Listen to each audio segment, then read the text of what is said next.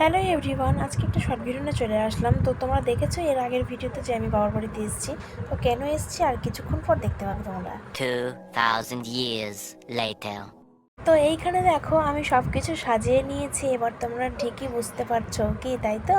আজকে রাখি বন্ধন, সেই জন্য আমি বাবার বাড়িতে এসেছি। তো এইখানে দেখো এই যে ভাই বসে পড়েছে, এখন দিদির হাতে রাখি পড়বে।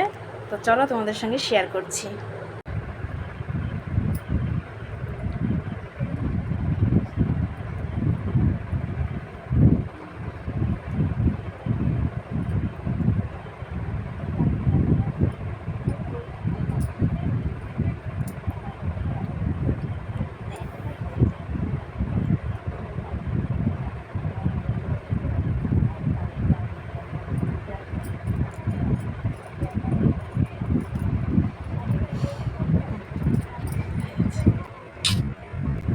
ভালো থাকবি, সুস্থ থাকবি, আর এইরকম বছরের মতন প্রতি বছর যেন তোকে এরকম করে রাখি পড়াতে পারি আমি।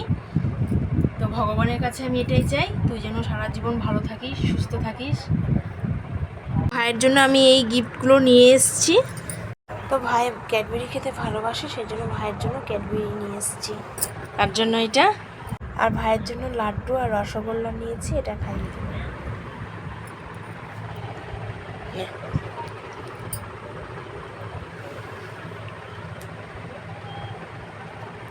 তো বন্ধুরা, ভাইকে রাখি পরানো হয়ে গেছে। তো আমি রাখি পরানোর জন্যই আমি বাবার বাড়িতে এসেছিলাম, এটাই হচ্ছে মেন উদ্দেশ্য ছিল আমার। তো যাই হোক, ভিডিওটি তোমাদের কেমন লাগলো অবশ্যই তোমরা কমেন্ট করে জানাবে। আর আমি যে তোকে রাখি পরালাম, কই আমাকে গিফট দিলি না? তো ভাই গিফট দে।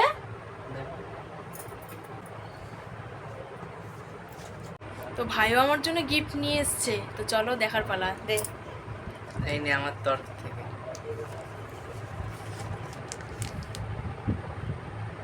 তো আমি এটাতে ভীষণ খুশি, ভাই আমার জন্য নিয়ে এসছে। Thank you. তো বন্ধুরা, আমি ভাইয়ের কাছে এটা আশাই করিনি, কারণ ও যে আমার জন্য একটা ক্যাডবেরি নিয়ে এসছে, আমার কাছে এটাই অনেক বড় একটা উপহার। কারণ ও যখন বড় হবে, যখন নিজে ইনকাম করবে, তখন না হয় দিদির জন্য কিছু না কিছু কিনবে, কারণ ও তো এখন নিজে ইনকাম করে না।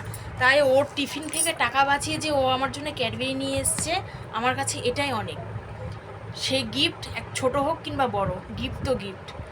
তো যাই হোক, তো ভিডিওটি তোমাদের কেমন লাগলো তোমরা অবশ্যই কমেন্ট করে জানাবে। ভিডিওটি ভালো লাগলে like, comment, share and subscribe করবে। তো দেখা হচ্ছে নেক্সট ব্লগে। টাটা।